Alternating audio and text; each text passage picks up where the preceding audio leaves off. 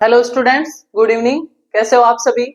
हमारा ये general science के चैप्टर चल रहे हैं और इसी कड़ी के अंदर आज हम एक नया चैप्टर स्टार्ट कर रहे हैं जिसका नाम है एक्सक्रेटरी सिस्टम या उत्सर्जन तंत्र। तो देखिए, उत्सर्जन तंत्र मनुष्य के अंदर मुख्य उत्सर्जी पदार्थ क्या है और उसको शरीर से बाहर निकालने के लिए जो अंगों का समूह है वो क्या कहलाता है, उत्सर्जन तंत्र। तो मैं आपको बता दूं कि जो मनुष्य का मुख्य उत्सर्जी पदार्थ है वो यूरिया होता है। क्या होता है? यूरिया मुख्य उत्सर्जी पदार्थ मनुष्य में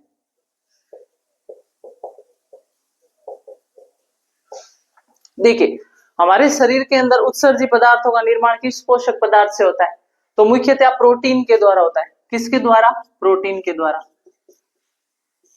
पिछली क्लास के अंदर जब मैंने आपको पाचन तंत्र बताया तो पाचन तंत्र में मैंने आपको बताया था कि जो प्रोटीन होता है उसका विखंडन होकर लास्ट में क्या बनता है? अमीनो एसिड, अमीनो अम्ल बनता है और उस अमीनो अम्ल से शरीर के अंदर जहरीला पदार्थ बनता है उत्सर्जन के रूप में, उत्सर्जी पदार्थ के रूप में, जिसका नाम क्या है? अमोनिया। यानी प्रोटीन से शरीर में क्या बना? अमोनिया। अब ये जो अमोनिया होता है ये शरीर के किसी काम का नहीं होता है, अत्यधिक क्या होता है? जहरीला होता है। और दूसरा, इसको शरीर से बाहर निकालने के लिए अत्यधिक पानी की आवश्यकता होती है। इतना पानी शरीर से बाहर निकाल पाना मनुष्य के लिए ठीक नहीं होता है, पॉसिबल भी नहीं होता है। तो क्या करता है कि हमारा जो लीवर होता है, यकृत, इस अमोनिया को किस में बदल देता है? यूरिया के अंदर। किस में? यूरिया के अंदर। कौन बदलता है? यकृत। और इस चक्र को क्या बोलते हैं? ओर्निथिन साइकिल, ओर्निथिन चक्र। अब ये जो यूरिया और अमोनिया में क्या फर्क है? अमोनिया की तुलना में यूरिया कम जहरीला होता है। दूसरा, इसको शरीर से बाहर निकालने के लिए पानी की कम आवश्यकता होती है। तो हमारे शरीर में पहले उत्सर्जित पदार्थ किस पोषक पदार्थ से बना था? प्रोटीन से। प्रोटीन से अमीनो एसिड, अमीनो एसिड से अमोनिया बना। अमोनिया को शरीर से निकालने के लिए अत्यधिक पानी की आवश्यकता, जहरीला भी ज्यादा।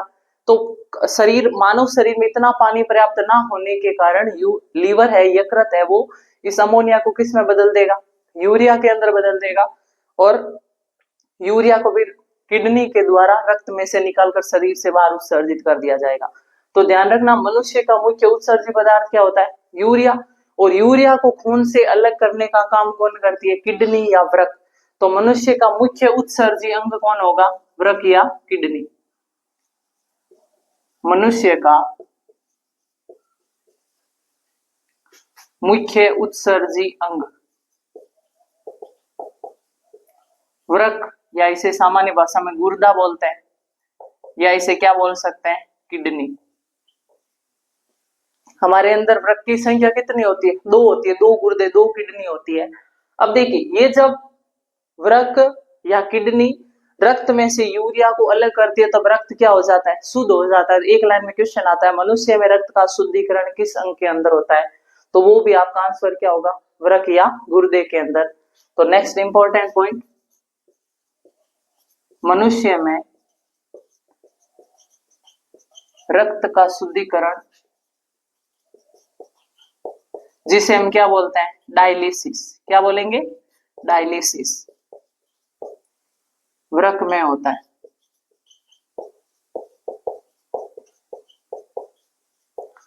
देखिए, हालांकि जब हमने पहले श्वसन तंत्र पढ़ा था तो श्वसन तंत्र के अंदर हमने देखा था कि रक्त में से कार्बन डाइऑक्साइड को फेफड़ा निकाल रहा है और उसके अंदर ऑक्सीजन डाल रहा है। यानी गैसों की दृष्टि से रक्त का शुद्धिकरण कौन करती है?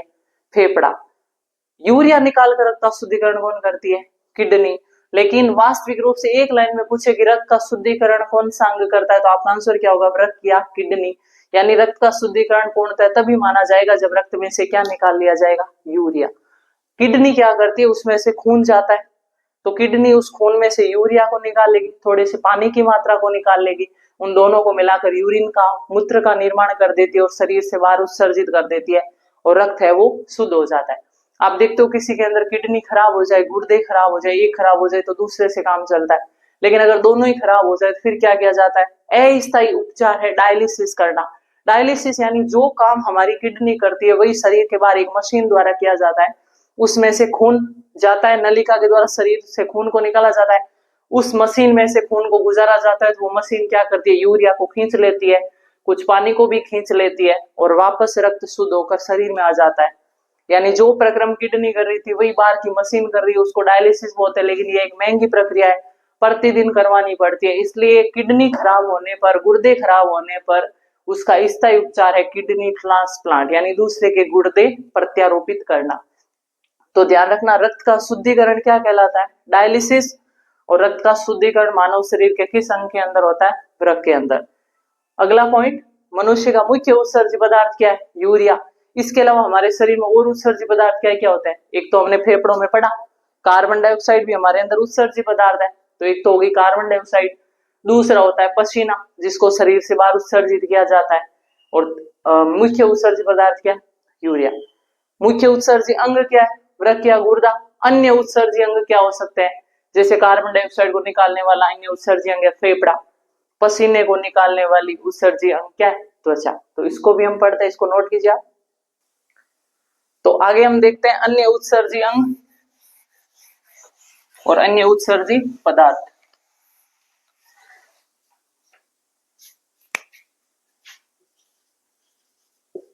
मनुष्य में अन्य उत्सर्जी पदार्थ व उत्सर्जी अंग।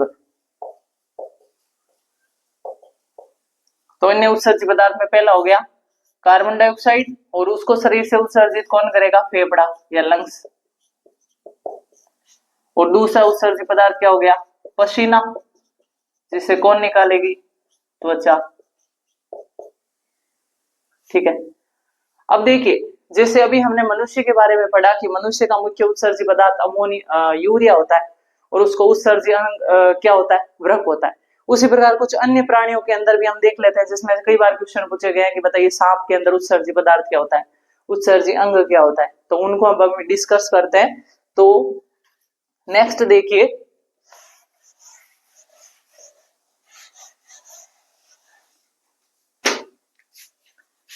अन्य जीवों में उत्सर्जी पदार्थ व उत्सर्जी अंग। तो एक तरफ मैं लिखूंगी उत्सर्जी पदार्थ और दूसरी तरफ लिखूंगी उत्सर्जी अंग।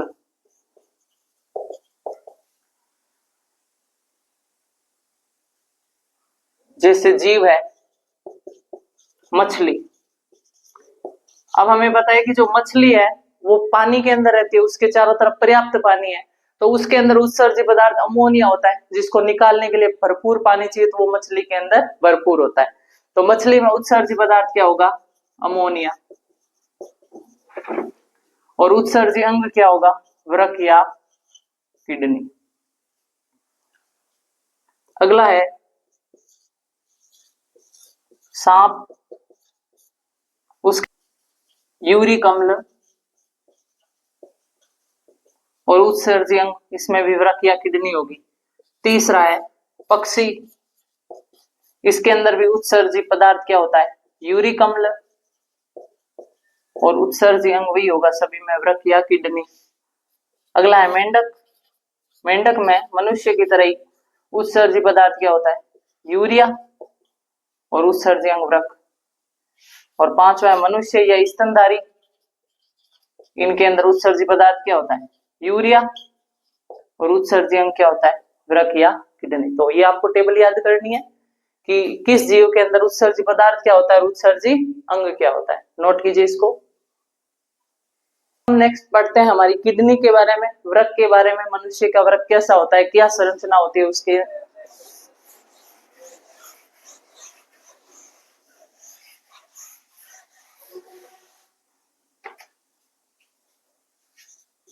वृक्क, या इसे कहेंगे किडनी, या इसे कहेंगे गुर्दा। मनुष्य में इसकी संख्या कितनी होती है? 2 होती है। देखो इस प्रकार की संरचना होती है किडनी।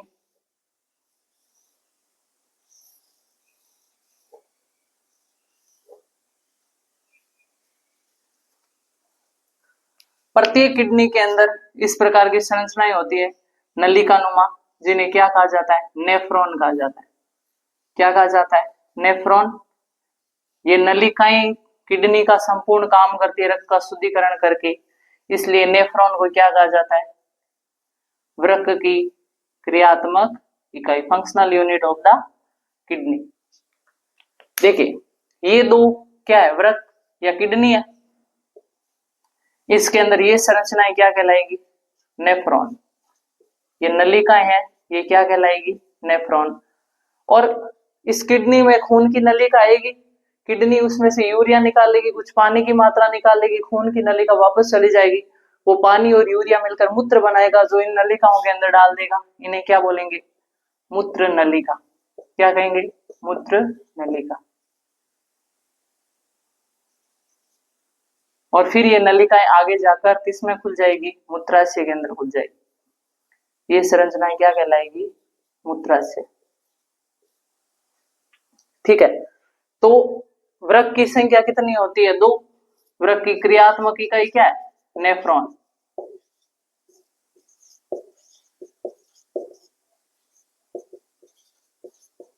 और प्रत्येक वृक्क में नेफ्रॉन की संख्या कितनी होती है? एक नेफ्रॉन के अंदर इतनी बारीक नलिकाएं होती है। एक किडनी का वजन कितना होता है? 180 ग्राम। कितना होता है? 180, 140 से 180 ग्राम। और एक किडनी इतने से वजन के अंदर एक किडनी में नेफ्रॉन की संख्या कितनी होगी? 1 करोड़ 30 लाख। 1 करोड़ 30 लाख। तो सोचो एक छोटी सी संरचना के अंदर इतनी महीन नलिकाएं होती है जिनकी संख्या कितनी होती है? 1 करोड़ 30 लाख। तो ये कितनी बारीक होगी? ठीक है, तो नेफ्रॉन की संख्या इतनी होगी।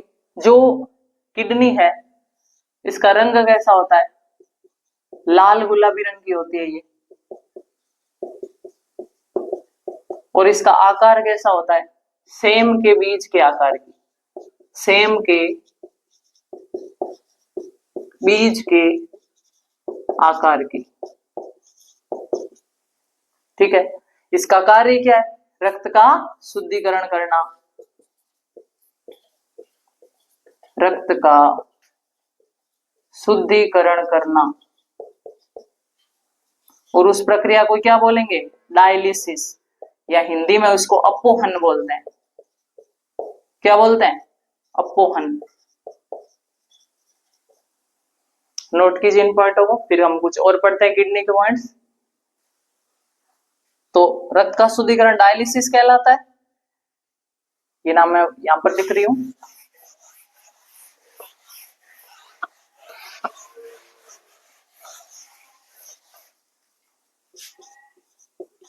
रक्त का शुद्धिकरण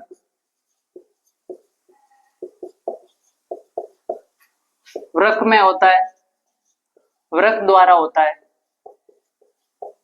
अर्थात वृक्क रक्त में से यूरिया को निकालकर रक्त को शुद्ध करता है तथा यह प्रक्रिया डायलिसिस अथवा अपोहन कहलाती है। अथवा अपोहन कहलाती है। ठीक है, इसके बाद आप देखते हो कि किडनी के अंदर, गुर्दे के अंदर पथरी बनती है। तो वो किसके कारण बनती है? वो कुछ लवणों के कारण बनती है। कई बार क्वेश्चन आया है कि वृक्क में पथरी किसके कारण बनती है? तो कैल्शियम ऑक्जेलेट के लवणों के कारण। ये लाइन आपको ध्यान में रखनी बहुत इंपॉर्टेंट है कि वृक्क में पथरी, वृक्क में पथरी कैल्शियम ऑक्जेलेट, बहुत इंपॉर्टेंट है, वृक्क में पथरी कैल्शियम ऑक्जेलेट लवणों के कारण बनती है।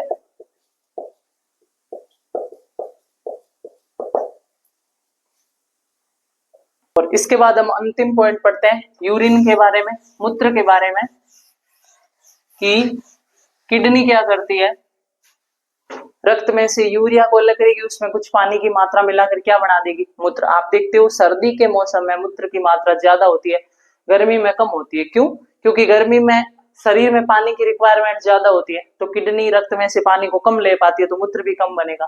लेकिन सर्दियों में शरीर में पानी की रिक्वायरमेंट कम होती है, तो किडनी रक्त में से फुल पानी को अवशोषित करती है और मूत्र का निर्माण भी है वो ज्यादा होता है। ठीक है, तो मूत्र सबसे पहले इसकी पीएच हल्का अम्लीय होता है 6.6। इसका रंग कैसा होता है, हल्का पीला। इसका इंपॉर्टेंट क्वेश्चन बनता है कि मूत्र का रंग हल्का पीला किसके कारण होता है, तो ध्यान रखना यूरोक्रोम वर्णक के कारण। किसके कारण, यूरोक्रोम वर्णक के कारण। मूत्र का संगठन क्या है, यानी इसके अंदर क्या क्या होता है, ये ध्यान रखना है आपको। इसके अंदर 95% क्या होता है, जल होता है। 2.7% इसमें क्या होता है, यूरिया। 0.3% इसमें क्या होता है, यूरिक अम्ल। जब मानव रोगों को बढ़ा रही थी तब मैंने आपको एक रोग बताया था, गठिया या गाउट। अगर व्यक्ति नॉर्मल है तो उसके मूत्र में जो यूरिक अम्ल है वो मूत्र के साथ निकल जाएगा, लेकिन अगर उसको गठिया हो गया है तो ये यूरिक अम्ल ये जॉइंट के अंदर जाकर जमा होने लगेगा, जॉइंट्स के अंदर दर्द होगा, तो उसको हम क्या बोलेंगे, गठिया या गाउट। जो किस अम्ल के जमने के कारण, यूरिक अम्ल के कारण। और कुछ इसके अंदर 2% क्या होते हैं, लवण होते हैं। और नेक्स्ट पॉइंट, मूत्र में गंध किसके कारण आती है, अमोनिया के कारण।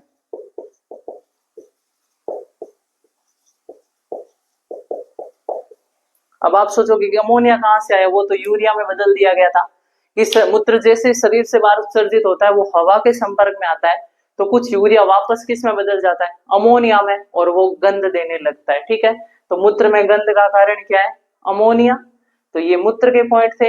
इसके साथ ही हमारे जो उत्सर्जन तंत्र वाला टॉपिक है वो कंप्लीट होता है। बिल्कुल छोटा सा टॉपिक है और कुछ 2-3 पॉइंट इसके अंदर इंपॉर्टेंट है। एक तो मूत्र का रंग यूरोक्रोम वर्णक के कारण, किडनी की इकाई यानी वृक्क की इकाई नेफ्रॉन, मनुष्य का मुख्य उत्सर्जी पदार्थ यूरिया, मुख्य उत्सर्जी अंग वृक्क। या क्वेश्चन आता है कि डायलिसिस की प्रक्रिया मनुष्य के किस अंग में होती है, अपोहन की प्रक्रिया किस अंग में होती है, तो वृक्क के अंदर। आपको ध्यान रखना है डायलिसिस या अपोहन क्या होता है, रक्त शुद्धिकरण की प्रक्रिया। तो इसके साथ ही हमारा ये उत्सर्जन तंत्र वाला टॉपिक है वो कंप्लीट होता है। मिलते हैं नेक्स्ट क्लास के अंदर एक नए चैप्टर के साथ। तो मिलते हैं नेक्स्ट क्लास के अंदर, तब तक के लिए थैंक यू सो मच।